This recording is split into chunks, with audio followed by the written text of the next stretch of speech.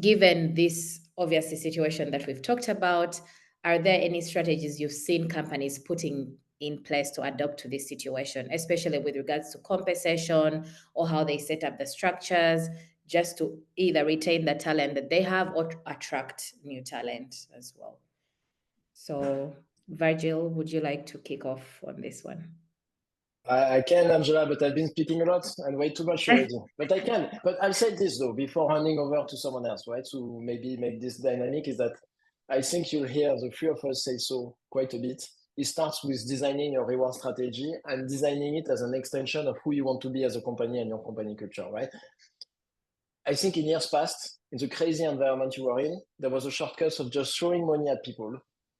There was a shortcut to getting people in that won't work anymore and is in fact coming back as a boomerang effect to some companies that use that in years past, right?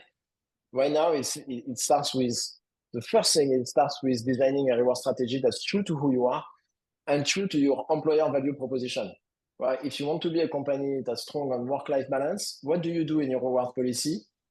And non-cash, cash potentially and non-cash that encourage or enforces work-life balance. I think it's all starts with designing a reward policy, a strategic one, and one that's aligned with your core belief and who you want to be as a company. Thank you, Virgil. Kai, do you want to add something on this? Well, yes, I think what usually you can see in rewards area, when the times get tough, then the companies will start to differentiate more, right? So it's a comeback for performance management systems. It's a comeback of all kind of systems that help managers to differentiate the salary changes, because as mentioned, right, you only have that little money and you need to spend it super wisely. What I've also seen as a practice and as a discussion is that companies try to maybe introduce bonuses more. You know, if there was times where bonuses had this very, very bad reputation, then again, this is a possibility to differentiate. So you end up paying only for the top performers or whatever, you know, defines your bonus payout. Again, possibility to keep the cash burn a bit lower. Another question is that how long-term this solution is, but I think things like that are like the usual suspects that happen when the money is tight. Okay, thank you so much for sharing. I have a follow-up question to this, which will be for all of you, but I will ask after I hear Lisa's thoughts as well on this. Thanks. Yeah, really, really good points from Kai and Virgil. Maybe to add to this, I think that it's super important that you have a long-term strategy and that you don't react like short-term on anything that is happening outside your company and just increase as much as the inflation is, for example, but to really also have a long-term strategy, stick to it, and then also look internally, what are your very specific needs? I think I also mentioned it. If you have, like, for example, we have a lot of scientists and a lot of like very niche roles, so we are also aware who are our key roles and who do we maybe need to also give an increase, because also hiring this person new is basically not possible because there are just so few people out in the market. So there you need to have flexibility. But then also when it comes to aligning your compensation strategy to your culture. So for example, we have our cultures built on innovation, entrepreneurship. We're trying to achieve something completely new. It's R&D focused, innovation focused. So this should be reflected in our compensation strategy. And for example, we do have a bonus for people that have new ideas that led to a patent creation, for example. So it's very unique to our culture. And I think every company needs to have this uniqueness to their strategy. And also like the other two says, it's total compensation is not just base salary. There's so much you can do around benefits, bonuses, but also work environment and flexibility. Thank you so much, Lisa. And I liked what you said about the long-term strategy. So from my experience as well, working obviously as an embedded recruiter in the past, one of the challenges that I found, especially working with hiring managers, is sometimes they just don't know what the salary bands are, right? And this is where companies like Figures probably come in to share, like, okay, this is what they're offering. And because of this, not knowing, we have a lot of that mismatch, right? In terms of, okay, the salaries that they are setting to hire people, you know, coming in, and then the salaries that the people are on. So how do you, I don't know if you've had this in your companies, but how do you navigate to prevent that mismatch of, okay, we really want to hire amazing people, but then we also want to make sure that we are not unfairly hiring them in the sense that they will be on a much higher salary than the people that we have? Yeah, 100% benchmarking has become a lot more important, and we are also now talking to Figures and all the competitors of Figures that are out there. So it's definitely not many, obviously, looking at Virtual.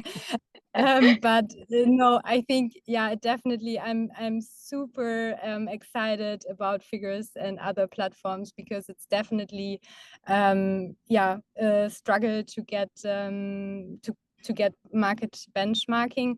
Our very specific pain point right now is that we can't find scientist data very easily. So I hope this will be the new update from Figures soon. But the rest, it's like benchmarking is important. I think everyone needs to do it for sure.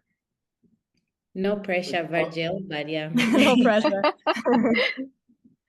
We actually have more and more lab scientists from food tech on the work of in our database. But putting that aside, your point, I want to react to one of your points, Angela. Like the hiring manager doesn't know about the pay band is something that's going to be of the past soon. People, like kids in 20 years, will not even conceive that we were having phones that were ringing like that, and that there could be salaries or the job without salary bands. Because I think you started mentioning it, right? But the new European Directive on Pay Transparency means that at most within 3 years, every company will have to disclose salary bands for their job posting. So a hiring manager giving like, I don't know what the salary band is going to be soon a thing of the past.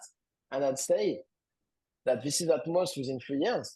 But I think the tech market is moving already right now towards that norm. I know of many, many companies amongst our clients that are planning for 2024 to get ahead of this new legislation and do that and be compliant in 2024 and be ahead of the new legislation. So I think the norm in tech is going to be jobs are going to have salary bands. I'd say this. I'd say before the next year, the end of next year, I think more than, I'd say 30% at least, probably more than that, we're going to have salary bands on, of roles will have salary band display on their job offer.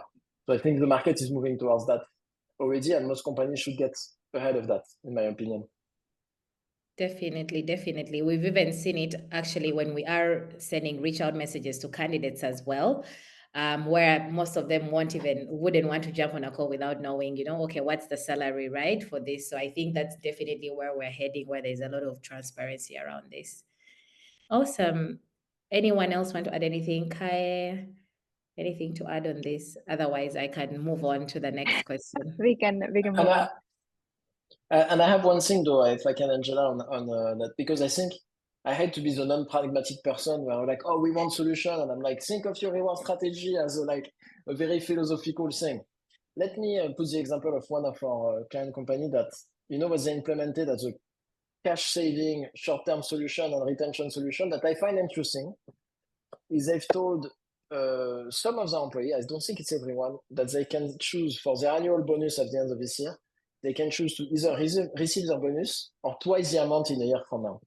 Saying either you get your bonus in cash at the end of the year, either you get twice that bonus if you're in the company 1 year later.